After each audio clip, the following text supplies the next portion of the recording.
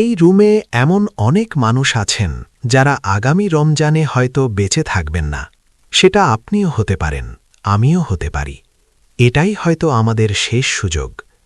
আর প্রশ্ন হল, এই শেষ সুযোগটি কাজে লাগিয়ে আমরা কি করতে যাচ্ছি? এই রমজান মাসের 2 সপ্তাহ পার হয়ে গেছে। যে কোনো ম্যাচ, প্রতিযোগিতা বা ইভেন্টের মতো আমরা অনেকেই শুরুতে প্রবল উৎসাহ নিয়ে ঝাঁপিয়ে পড়েছিলাম। আপনারা রমজানকে স্বাগত জানিয়েছিলেন, প্রথম কয়েকদিন বেশ আগ্রহীও ছিলেন। কিন্তু দিন যাওয়ার সাথে সাথে, রোজা রাখতে রাখতে যখন আপনি আর আমি অভ্যস্ত হয়ে গেলাম, তখন ধীরে ধীরে নিশ্চিতভাবেই আমাদের সেই অনুপ্রেরণা কমতে শুরু করল।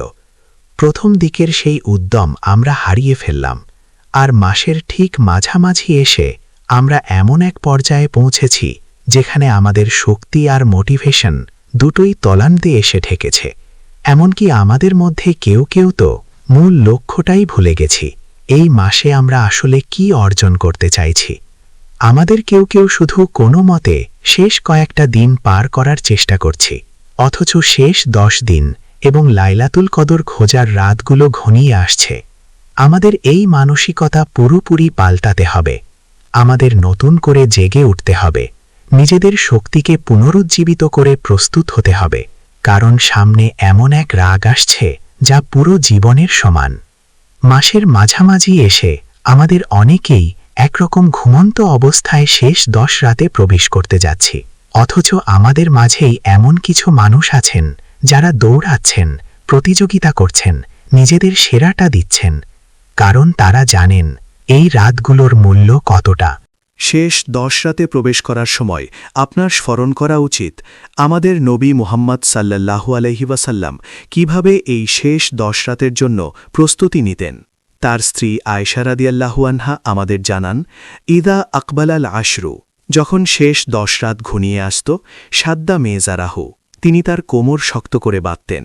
আপনারা জানেন, কেউ যখন কোনো কঠিন কাজে নামতে যায়, কোনো দৌড় প্রতিযোগিতায় অংশ নেয়, যুদ্ধে যায় বা কোনো কঠিন ব্যায়াম করতে যায়, তখন তারা কোমর শক্ত করে বাঁধে, আস্তিন গুটিয়ে নেয়। শেষ 10 রাত ঘনিয়ে এলে রাসূল সাল্লাল্লাহু আলাইহি ওয়াসাল্লাম ঠিক এমনটাই করতেন। বছরের অন্য যে কোনো রাতের চেয়ে তিনি এই রাতগুলোতে সবচেয়ে বেশি পরিশ্রম করতেন। এটা হলো প্রথম কাজ, সাদ্দা মেজারাহ, তিনি তার কোমর শক্ত করে বাঁধতেন। দ্বিতীয় যে কাজটি তিনি করতেন তা হল ওয়া আইকাজা আহলাহ, তিনি তার পরিবারকে জাগিয়ে তুলতেন। অনেক সময় বাবা মা হিসেবে আমরা বলি, ওরা তো ছোট, ঘুমাচ্ছে ঘুমাক। কিন্তু বছরের যদি এমন কোনো রাত থেকে থাকে যে রাতে তাদের ডেকে তোলা উচিত, মহান আল্লাহর ইবাদতে সারা রাত জেগে থাকার মাধুর্য তাদের অনুভব করতে দেওয়া উচিত, তবে এগুলোই হলো সেই রাত। শেষ 10 রাত ঘনিয়ে এলে রাসূল তার ঘরের কাউকেই ঘুমাতে দিতেন না। সন্তান, স্ত্রী, পরিবার, আত্মীয় স্বজন সবার দরজায় কড়া নেলে তিনি বলতেন, আলা তাকুমানি ফাতুসাল্লিয়ানা, তোমরা উঠে নামাজ পড়ছ না কেন? কেউ বাদ যেত না, এমন কোনো দরজা থাকত না যেখানে তিনি কড়া নাড়তেন না এবং সবাইকে ইবাদতে যুক্ত করতেন না।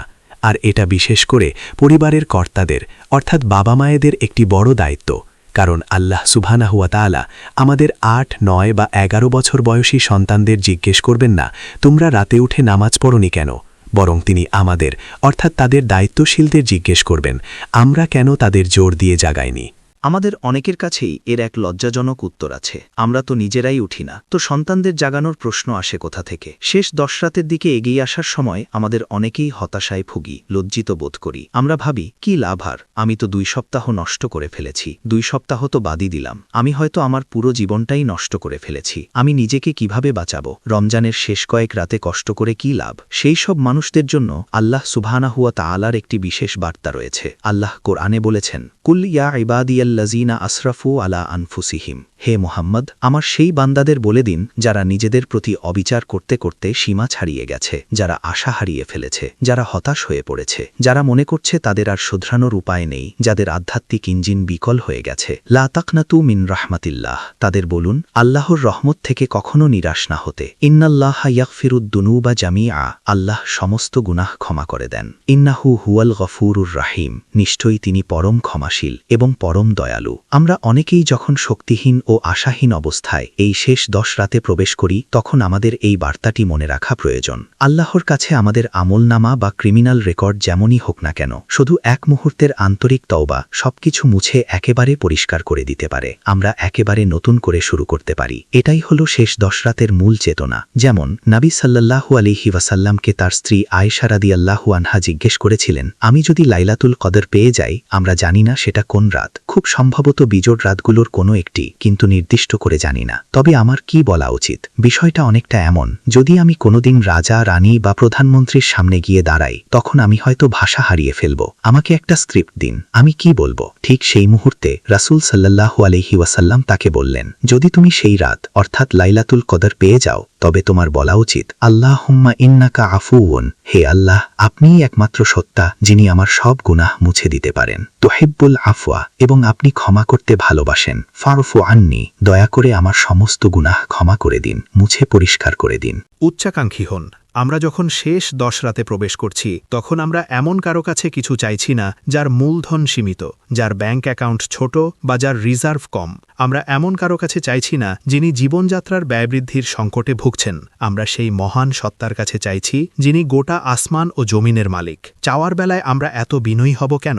রাসূল সাল্লাল্লাহু আলাইহি ওয়াসাল্লাম তার সাহাবীদের বলেছেন, ইদা সাআলতুমুল্লাহা, যদি তোমরা আল্লাহর কাছে কিছু চাওয়ার সুযোগ পাও, ফাস আলুহুল ফিরদাউস, তবে তার কাছে জান্নাতের বেসমেন্ট বা নিচতলা চেও না, জান্নাতের ছোট্ট কোনো স্টুডিও অ্যাপার্টমেন্ট চেও না, তার কাছে পেন্ট হাউস বা সর্বোচ্চ স্থানটি চাও, তার কাছে আল ফেরদাউস চাও, জান্নাতের শ্রেষ্ঠ অংশটি চাও। চাওয়ার বেলায় বিনয়ী বা লজ্জিত হবেন না, কারণ আপনি তার কাছে চাইছেন যিনি আসমান ও জমিনের অধিপতি। ঠিক এই মনোভাব নিয়েই আমাদের শেষ 10 রাতে প্রবেশ করা উচিত। আমরা এক বিশাল ছাড় বা গ্র্যান্ড সেলের দিকে যাচ্ছি, এমন এক ওয়ান টাইম অফার যেখানে 83 বছরের সমান সওয়াব অর্জন করা যায় এবং সারা জীবনের গুনাহ মাফ করিয়ে নেওয়া যায়। আল্লাহ কতটা দয়ালু যে তিনি আমাদের এমন একটি সুযোগ দিয়েছেন। আমি আপনাদের সাথে একটি গল্প শেয়ার করার মাধ্যমে এই খুতবাটি শেষ করতে চাই, এই আশায় যে এটি আমাদের ভাবনার খোরাক যোগাবে। এই মানুষটি হলেন আবু হুরায়রা রাদিয়াল্লাহু আনহু। তিনি হিজরি 7ম বর্ষে ইসলাম গ্রহণ করেন। এর মানে হল তার ইসলাম গ্রহণের পর রাসূল সাল্লাল্লাহু আলাইহি ওয়াসাল্লামের ইন্তেকালের আগ পর্যন্ত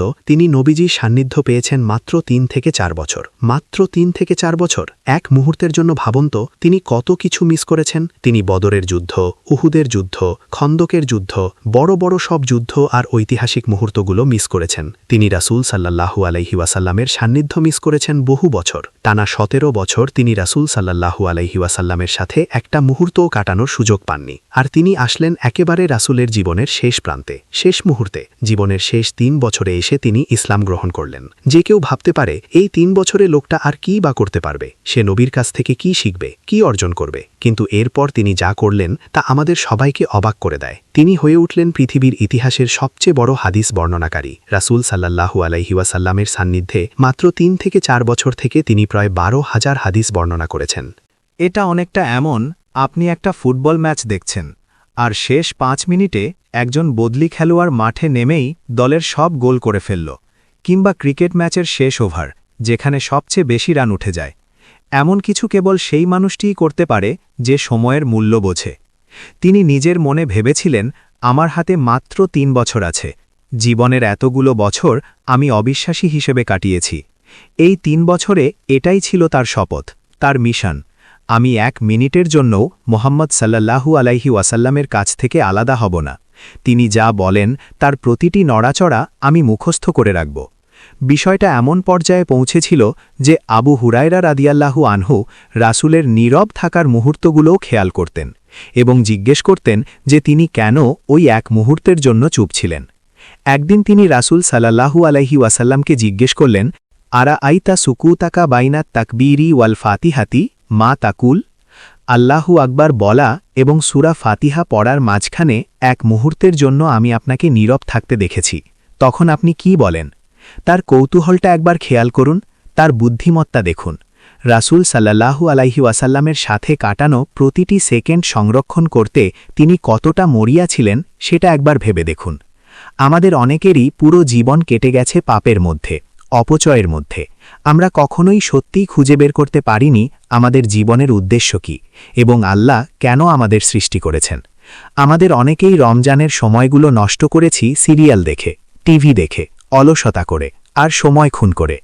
কিন্তু জানেন তো, আবু হুরায়রা রাদিয়াল্লাহু আনহু যদি ৩-৪ বছরে হাজার হাজার হাদিস বর্ণনা করতে পারেন, তবে আপনার আর আমার হাতে তো এখনও মাসের অর্ধেকটা সময় বাকি আছে। এই রুমে এমন মানুষ আছেন যারা আগামী রমজানে হয়তো বেঁচে থাকবেন না। সেটা আপনিও হতে পারেন, আমি নিজেও হতে পারি। এটাই হয়তো আমাদের শেষ সুযোগ। আর প্রশ্ন হল, এই শেষ সুযোগটি নিয়ে আমরা কি করতে চাচ্ছি? এই রুমে থাকা আমাদের অনেকেই বিচার দিবসে চরম অনুশোচনা নিয়ে জেগে উঠব। যেমন আল্লাহ কোরআনে বলেছেন, হাত্তা ইদা জা আহাদাহুমুল মৌতু ক্বালা রব্বিরজিউন। যখন মৃত্যু আসবে আর তা কোনো পূর্বঘোষণা বা অ্যাপয়েন্টমেন্ট ছাড়াই আসবে, তখন আমরা আর্তনাদ করে বলব, হে আল্লাহ, আমাকে ফেরত পাঠান। রব্বিরজিউন লাআল্লি আ'মালু সালিহান ফীমা তারাকতু। হে আল্লাহ, আমাকে দুনিয়ায় ফেরত পাঠান, যাতে আমি সেসব সৎকাজগুলো করতে পারি যা আমি ছেড়ে এসেছি। আল্লাহর উত্তর কি হবে? কাল্লা ইন্নাহা কালিমাতুন হুয়া কাইলুহা। কখনোই নয়। এগুলো তো কেবল তোমার মুখের কথা বন্ধু। ওয়ামিং ওয়ারাইহিম বারযাখুন ইলা ইয়াউমি ইউবআসুন। পুনরুত্থান দিবস পর্যন্ত তাদের সামনে থাকবে এক আড়াল বা বরজাখ। এখন সেই শাস্তির মুখোমুখি হও যা তোমার জন্য অপেক্ষা করছে। কিয়ামতের দিন আমাদের মধ্যে কতজন অনুশোচনার এই কথাগুলো বলবে? হে আল্লাহ, আমাকে ফেরত পাঠান, আমাকে একটু অতিরিক্ত সময় দিন, প্লিজ এক্সটেনশন দিন। আমি যথেষ্ট আমল করিনি, আমি আমার সময়কে কাজে লাগাইনি। আমি সেই শেষ রমজানটি পেয়েছিলাম, কিন্তু আমি ঘুমিয়ে কাটিয়েছি, আমি প্লেস্টেশন খেলেছি, আমি সময় নষ্ট করেছি। মৃত্যু যখন আসে তখন কোনো অ্যাপয়েন্টমেন্ট নিয়ে আসে না। এটাই হয়তো আমাদের শেষ রমজান। শেষ 10 রাতে আমরা আল্লাহর সামনে দাঁড়াই। আসুন আমরা আল্লাহর সামনে এমনভাবে দাঁড়াই যাতে বিচার দিবসে তার সামনে দাঁড়িয়ে আমরা বলতে পারি, আমি সেই শেষ 10 রাতের প্রতিটি রাতের সাথে সুবিচার করেছি। ছুটির দিন বা উইকেন্ডগুলো আমি ঠিকমতো কাজে লাগিয়েছি। আমার কোনো অজুহাত ছিল না। আমি রাতে দাঁড়িয়ে ইবাদত করেছি, আমি ঘেমেছি, আমি কেঁদেছি, আমার পা ভুলে গিয়েছিল, এবং আমি কেবল আপনার জন্যই এসব করেছি। বিচার দিবসে আমরা কি আল্লাহকে এই কথাগুলো বলতে পারব? নাকি আমরা তাদের অন্তর্ভুক্ত হব যারা দুনিয়ায় ফেরত যাওয়ার জন্য তার কাছে ভিক্ষা চাইবে?